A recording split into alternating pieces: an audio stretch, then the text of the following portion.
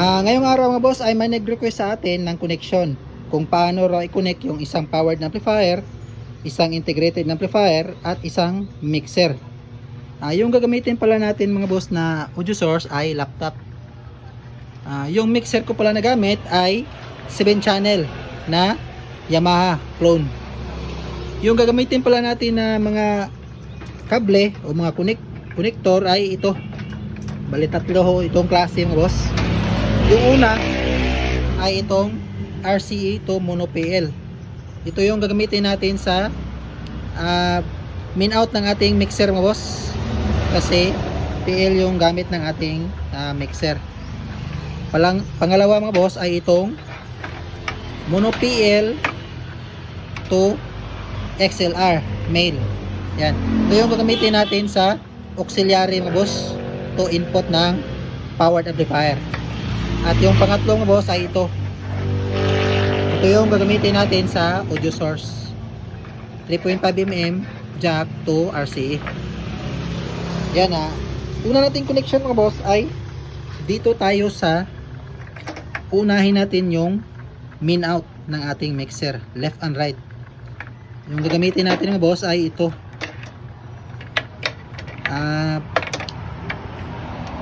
Mono PL to RCE. Yan, DIY ko lang ho ito mga boss. Ito yung kukonek natin dito, left and right. Yan. Tapos yung kanyang kabilang side mga boss, ito yung mag-i-input sa ating integrated na amplifier. Bale yung integrated pala natin na amplifier mga boss, ito yung gagamitin natin sa mid-high. Yung nakaload sa kanya ay dalawang bullet na mid-high. Naka two-way ho. Yan mga boss, may dividing network po yan sa loob. Yan, yung galing sa output ng ating mixer mga boss, left and right, ay mag-input dito sa ating mid-high na amplifier. Mamili lang tayo dyan mga boss. Yan, dito natin i-input sa VCD. Yan, VCD yung gagamitin natin na input. Yan. May input na tayo sa ating min output ng ating mixer mga boss. Balik tayo dito. Yung auxiliary naman yung lagyan natin ng out mga boss. Yan, ito yung gagamitin natin. Mono PL to XLR. Ito yung gagamitin natin mga boss sa sub, yung auxiliary. Yan, connect natin dyan yung mono PL. Tapos yung kabilang side niya na XLR, ito yung pupunta sa pang sub natin na amplifier. Itong si powered amplifier. Yan, dito yung kanyang input mga boss. Yan, input. Sa input 1 natin ilalagay. Yan. Tapos yung kanyang operation mode, lagay natin sa parallel. Huwag sa stereo boss at huwag din sa bridge. Sa parallel natin isi-select. Yan. Tapos na yung mid-high natin at sub mga boss. Balik tayo dito sa harap. Yung nakaload pala sa ating mid-high na amplifier mga boss na si Sakura 5024 ay dalawang bullet mid-high. Yan mga boss. At yung nakaload pala sa ating Tusundra na billet 100 ay dalawang sub lang. Yung nasa baba. Yung nasa nakapatong ay hindi natin yan pinagana. Yung dalawa lang muna na sub at dalawa na mid-high. Yung niload natin dito.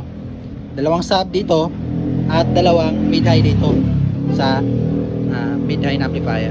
Dito naman tayo sa ating audio source, yung laptop. Ito yung gagamitin natin na connector. 3.5mm to RCE. Ito yung gagamitin natin sa auxiliary out ng ating laptop. Yan, nasa gilid yung kanyang auxiliary. Yan. Yung laptop natin o yung audio source ay dito tayo magko-connect sa line 2 at line 3 na channel na ito. Dito tayo magko-connect. Yan. Balid, ito na yung dalawa nating volume boss. Ito yung left channel at right channel ng ating audio source. At yung kanyang pan o balance o yan mga boss, pan lang yung nakapangalan dyan. Lagay natin sa left yung pan. Tapos yung sa right channel naman, lagay natin sa right channel yung kanyang pan. Para mono left at mono right.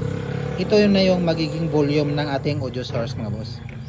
Yung bass nya, lagay natin sa 12 o'clock yan. At yung mid. At yung treble.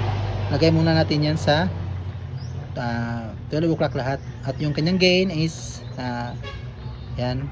Baba muna natin lahat. Yan mga boss. Una nating i-on mga boss. At wag nyo talagang kalimutan na una nating i-on ay yung mixer. Yan. And then una nating isa sound check ay yung mid-high natin na amplifier. Yan. At yung ating audio source. Yan. Off muna natin yung main volume. Tingnan muna natin boss kung meron na bang signal yung mixer natin. Yan. At ito yung volume ng ating audio source kasi dito natin ilagay. Tingnan natin boss. Yan. Binuksan natin. Yan, meron na siyang signal. Yung volume ng ating mid-high mga boss, lagay natin sa 11 o'clock. Yan. At yung volume natin sa ating audio source ay dito na.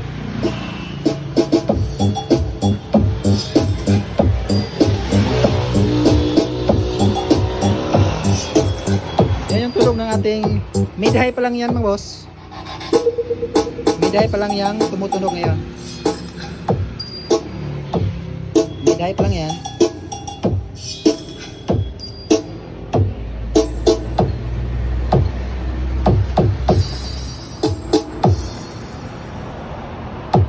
Yan yung tunog ng ating mid-high mga boss. At off muna natin yung ating audio source. Yan. Yung sub muna natin. Yung sub naman yung isa sound check natin. Yan, ito yung kanyang switch. Yan na yan. At yung volume ng ating sub ilagay natin sa 11 o'clock din. Yung dalawa. Yan. Bali yung volume ng ating sub mga boss, dahil dito tayo kumuha sa auxiliary. Ito yung main volume ng ating mixer sa auxiliary. At ito yung individual. Dahil dito din natin nilagay yung ating audio source sa channel 2 at channel 3. Ito yung auxiliary nya sa bawat channel. Buksan natin. Yan. Sub lang yan mga boss.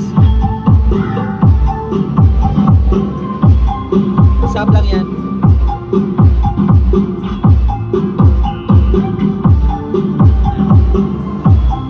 Ito yung sa mid-high.